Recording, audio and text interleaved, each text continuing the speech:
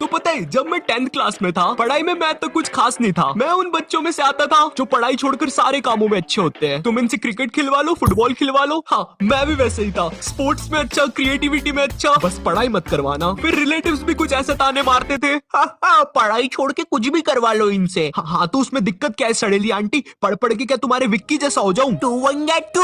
2 या 4। नहीं नहीं नहीं, सब ठीक हो जाएगा। तो 10th क्लास बोर्ड होती है और इस क्लास में तुम्हारे पास चॉइस नहीं होती, तुम्हें पढ़ना ही पड़ेगा घर वालों के प्रेशर के कारण। फिर यहाँ तुम्हारी क्रिएटिविटी या टैलेंट काम नहीं आते। भले तुम्हें जमीन पे सर रख के इतना तेज घूमना आता है कि तुम उड़ भी सकते हो।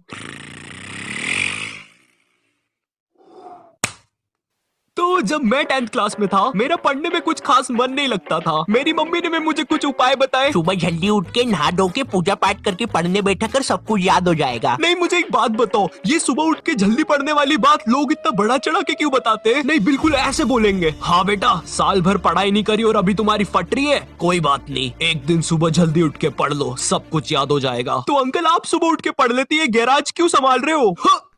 क्योंकि मैं सुबह उठ के पाना फेंकने की प्रैक्टिस करता था साले, बात करता है। अब देखो मेरे से तो पढ़ाई हो नहीं रही थी और मेरे 10th के प्री बोर्ड्स भी पास आ रहे थे, तो मैंने सोचा कि मैं मेरे एक दोस्त के साथ पढ़ाई कर लेता हूँ। तो उस टाइम मेरा एक दोस्त था, उसे हम बोलेंगे यश, क्योंकि उसका रियल नेम यशश था और मुझे वो बहुत अजीब लगता था। ऐसा लगता था दो यश नाम के बंदे एक ही में घुसेड़ दिए। अब जो ये यश था ना, ये पढ़ाई और मस्ती दोनों में अच्छा था। मुझे नहीं पता कैसे था बट था। तो अब मैंने फटी में अपनी झोली और पानी की कुप्पी उठाई और यश की गुफा की तरफ चल दिया। यश मुझे भी पढ़ा ले अपने साथ। पहले ये बता तेरा एसएसटी में कितना हो गया? अरे एसएसटी की तो पुस्तक ही नहीं मिली मेरे को जब मैं लेने गया था। तू पुस्तक खरीदने कब गया था? सोमवार। सोमवार माने कल। ओह फिर तो तू पास नहीं हो पाएगा। ठीक है। फिर मैं अपनी पानी की कुप्पी और झोली उठा के घर आ गया।